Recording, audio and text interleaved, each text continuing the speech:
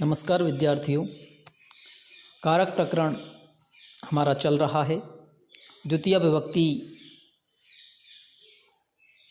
के कर्तृ ईप्सितमम कर्म और कर्मणि द्वितीया ये सूत्र हमने पूर्व में पढ़े हैं। इसके आगे चलते हैं पाठ्यक्रम में। अधिशींग स्थासाम कर्म, यह सूत्र है।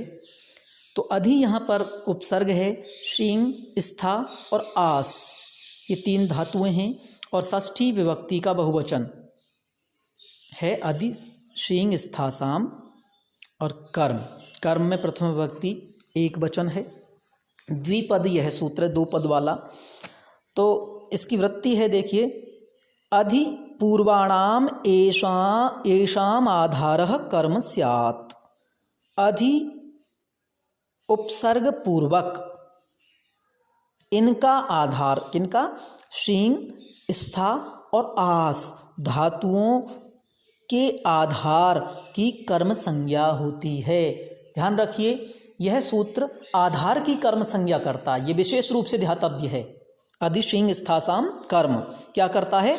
आधार की कर्म संज्ञा करता है। लेकिन किनकी? शींग, स्था और आस धातु यदि अधि उपसर्ग के साथ हों तो। अगर अधि उपसर्ग नहीं है तो नहीं होगी। ध्यान रखना है कि अधि उपसर्ग के साथ शींग, स्था और आस धातु के आधार की कर्म संज्ञा होती है। जैसे हरि बैकुंठम अधिशेते अधितिष्ठति अध्यास्ते वा।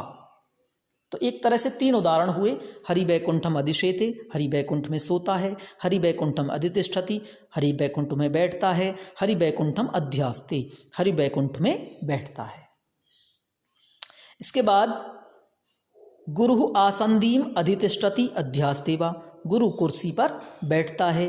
सह कटम अधितिष्ठति अध्यास्ते वा, सह कटम अधितिष्ठति, सह कटम अध्यास्ते, दोनों का अर्थ एक ही होगा, वह चटाई पर बैठता है।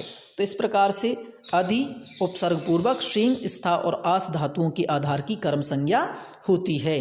लेकिन यदि अधि उपसर्ग नहीं है तो यथा प्राप्त जो आधार है, आधार में सप्तमी विभक्ति होती है। आधारो अधिकरणम, तो अधिकरण में सप्तमी विभक्ति, तो यथा प्राप्त सप्तमी विभक्ति ही प्राप्त होगी, ये ध्यान रखना है। जैसे हरि बैकुंठ में बैठता है, तो हरि बैकुंठे तिष्ठति। अगर केवल तिष्ठति है तो बैकुंठे रहेगा। यदि केवल शेते है तो बैकुंठे रहेगा। यदि आस्ते है तो बैकुंठे रहेगा। ध्यान रखना, अधि उपसर्ग होने पर ही इनके आधार की कर्म संज्ञा होगी और कर्म में द्वितीय विभक्ति हो जाएगी। तो हरि बैकुंठम अधिशेते अधितिष्ठति अध्यास्ते, ये अधिशींग स्थासाम कर्म के उदाहरण हुए। अगला सूत्र हम पढ़ेंगे, अकथितम च। अकथितम अर्थात जो नहीं कहा गया हो। किससे नहीं कहा गया हो? तो उसकी वृत्ति में स्पष्ट करते हैं कि अपादानादि विशेष ही रविवक्षितम कारकम कर्म संज्ञम स्यात्। अपादान आदि अन्य कारकों के द्वारा अविवक्षित या अकथित कारक की कर्म संज्ञा होती है। अब बात उठती है कि विवक्षा यानी वक्तुम इच्छा, यानी बोलने की इच्छा, और विवक्षित जो कहा गया हो, अविवक्षित जो नहीं कहा गया हो, यानी अकथित। तो अपादान आदि अन्य कारकों के द्वारा अविवक्षित कारक की कर्म संज्ञा होती है। अब ध्यान यह देना है कि इसमें 16 द्विकर्मक धातुएं हैं।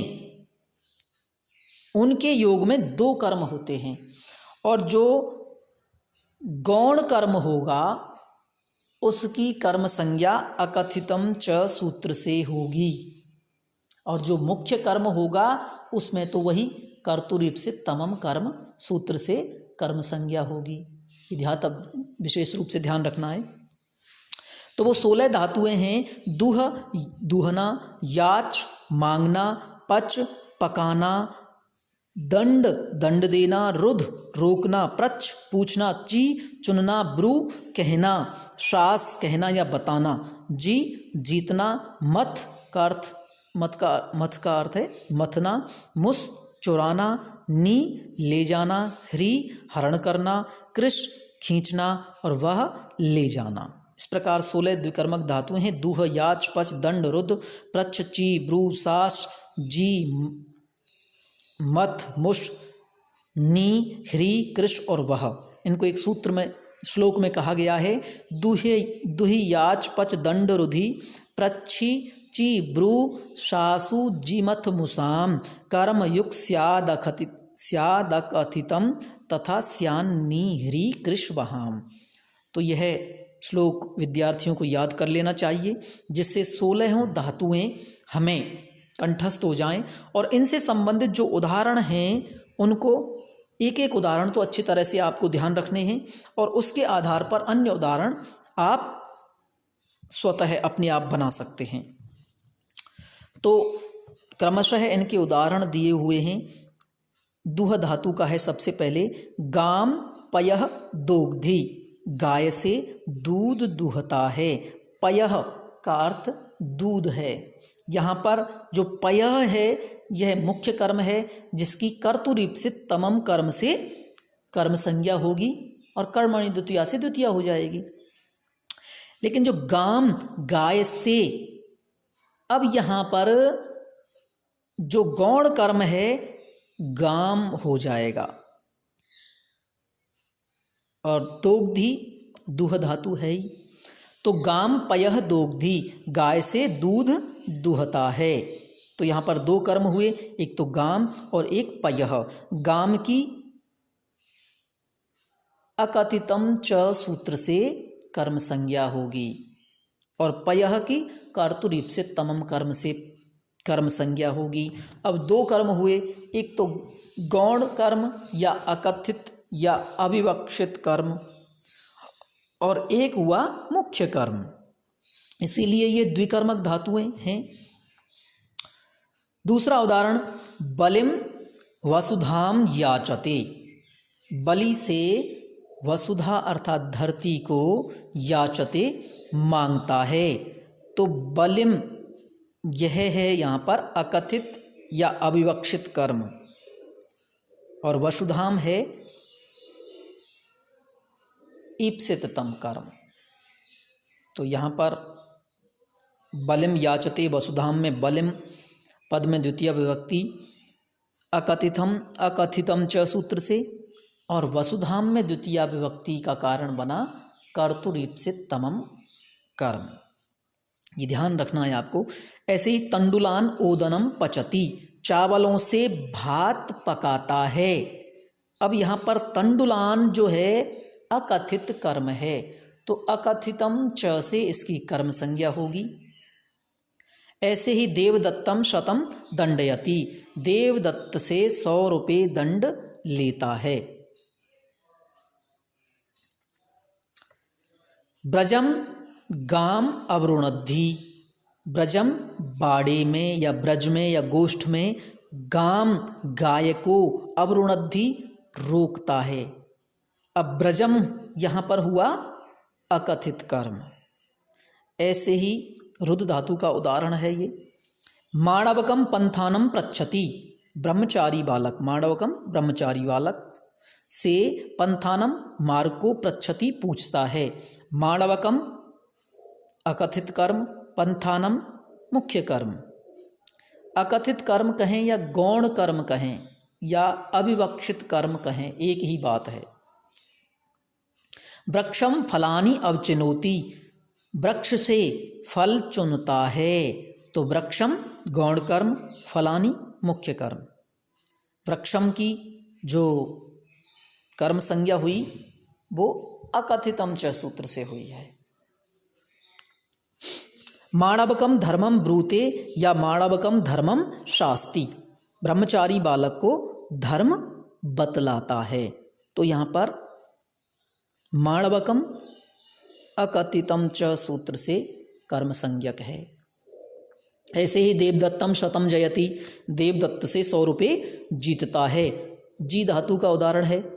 देवदत्तम अकथित कर्म है, शतम मुख्य कर्म है। क्षीर निधिम सुधाम मथनाति, क्षीर सागर से या समुद्र से अमृत को मथता है। तो क्षीर निधिम यहाँ पर अकथित कर्म है और सुधाम मुख्य कर्म है। इसी प्रकार से देवदत्तम शतम मुष्णाति, देवदत्त से 100 रुपये चुराता है। तो देवदत्तम अकथित गौण या अविवक्षित कर्म हुआ, शतम मुख्य कर्म है।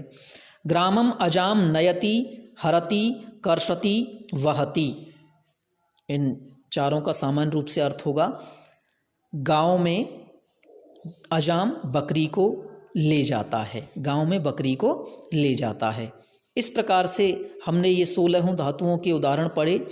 गाम पयः दोग्धी बलिम वसुधाम याचते तंडुलान ओदनम पचति, देवदत्तम शतम दंडयति ब्रजम गाम अवरुणद्धि, माणवकम पंथानम पृच्छति वृक्षम फलानि अवचिनोति, माणवकम धर्मम ब्रूते या माणवकम धर्मम शास्ति, देवदत्तम शतम जयति क्षीरनिधिम सुधाम मथनाति, देवदत्तम शतम मुष्णाति, ग्रामम अजाम नयति हरति कर्षति वहति वा।